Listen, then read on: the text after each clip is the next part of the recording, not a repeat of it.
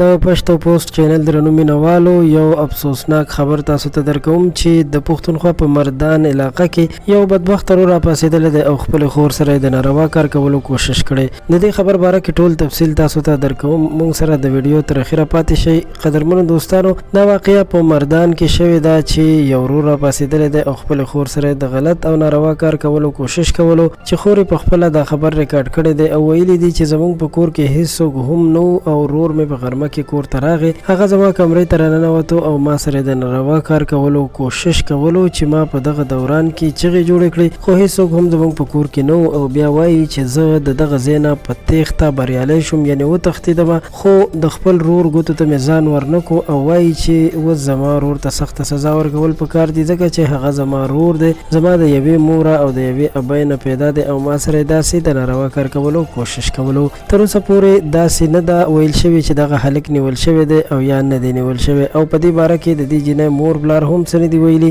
البته دا ابتدایي رپورټ دی او په دې رپورټ کې دغه جینۍ خپل بیان ریکارډ کړی دی او پولیسو ته یې هر څه ویلي دي چې ما سره مې ورور کوم کارونه وکړل. دا جینۍ دا هم وایي چې ما سره مې ورور د مخکې نه هم کوشش کولو چې ما سره داسې تعلق ولري. قدرمنو دوستانو، د دې هر څه لویه وجه موبایلونه دي ځکه چې په موبایلونو کې داسې د غلط استعمال له وجې داسې کارونه مخې ته راځي چې موبایل خراب استعمالیږي یا پې هلکان او ځوانان جینکۍ ناروا فلمونه ګوري، نو هلکان او جینکۍ په همدې طریقه باندې ورسره بېلارې کېږي. الله تعالی دې زموږ ستاسو او د ټولو مسلمانانو حیا عزت او پرده نصیب کړي. د ویډیو د کتلو مو ډېره مننه کوم.